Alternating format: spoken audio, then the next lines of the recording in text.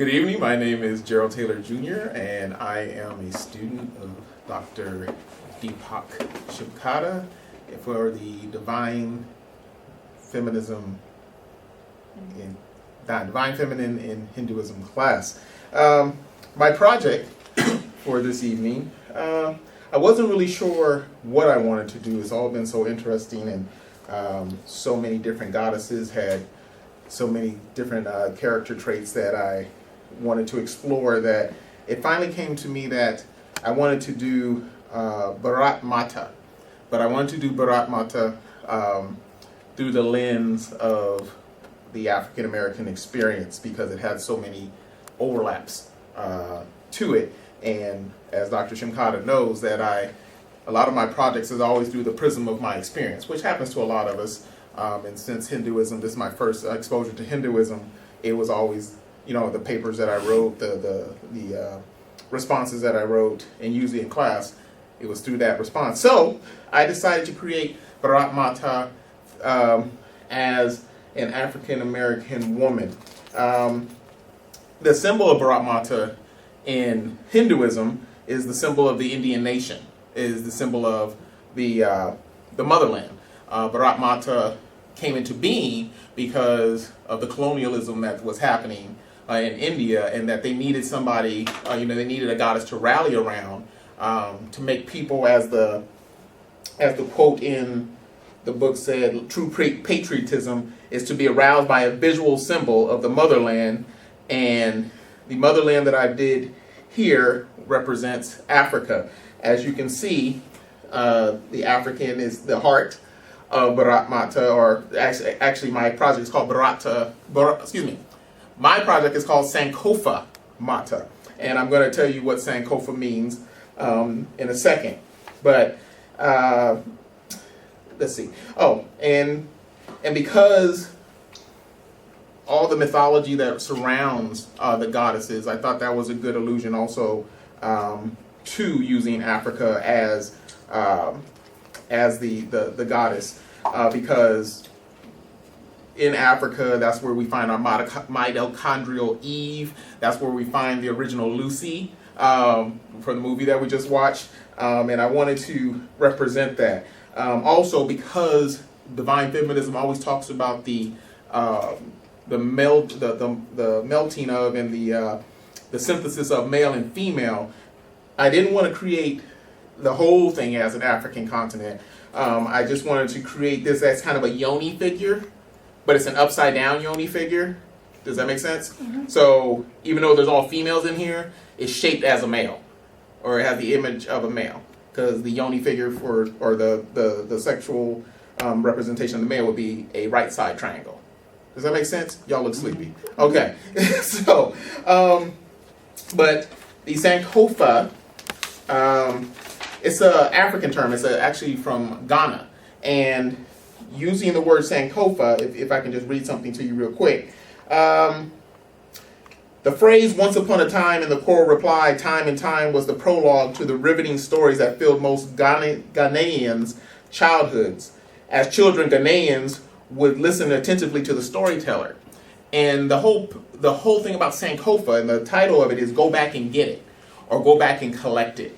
Go back and get your history, because if you don't know where you came from, you don't know where you're going. And in the feminism of Hinduism, it's always speaking about either it's reincarnation, going back, knowing where you came from the I can't think, and I wrote it down to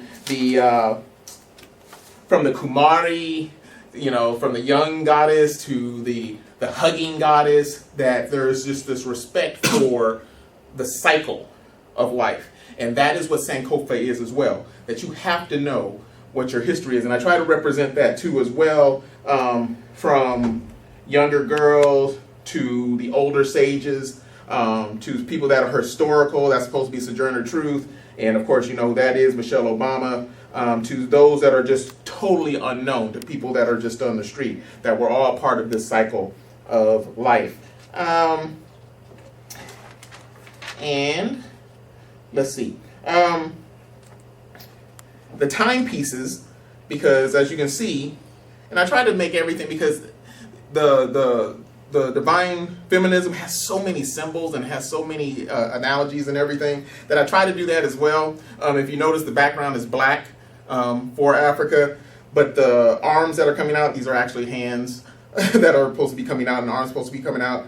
They're red and they're green because the red symbolizes the blood that's shed from the colonialism, and the green represents the nurturing part, the giving part of the African land. And here at the head, the reason I put that as the head is because when Bharat Mata was taken as we have to reclaim our land, Malcolm X one talked about, like, even if we can't make a physical journey back to it, we have to make a cultural and spiritual revolution back. So one of the things that African Americans did was reclaim the natural texture of their hair, reclaim, as you can see right here, from the Black Power movement, to reclaim something that is ours. And so I wanted to kind of stress that as well, that the Sankofa Mata is making a journey back, reclaiming something, going back and collecting something. And the timepieces, this has kind of like a trifecta of meanings, because I put 4 arms because I wanted to be the 4 corners of the earth, and also because when we studied this semester was that in the goddesses, there's no sense of time as we know it in the Western world. I just wanted to make that point too, because all 4 timepieces show a different time, and that's supposed to represent like the 4 corners of the world. So there's a diaspora, just like in Hinduism, there's a diaspora of, the Hindus in Nepal might not be the same as the Hindus in the Philippines, that might not be the same Hindus as in America or whatever, that this diaspora is supposed to represent that, we, even though we come from a core, that we are spread out as well.